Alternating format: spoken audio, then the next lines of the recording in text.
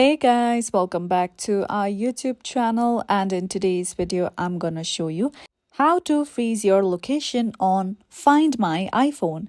So first of all, launch settings on your iPhone, then from here tap on privacy and security option. Now over here, go to the option of location services on top.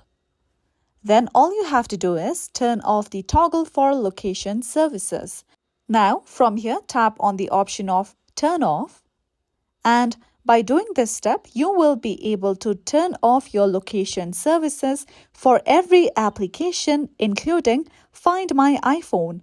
Now, another step that you can do is scroll down to your control panel and turn on the airplane mode. By doing this, you can freeze your location for Find My iPhone application. Now, another step that you can do is open Find My application, then go to Me, then over here, turn off the toggle for Share My location. Okay, let's turn it off.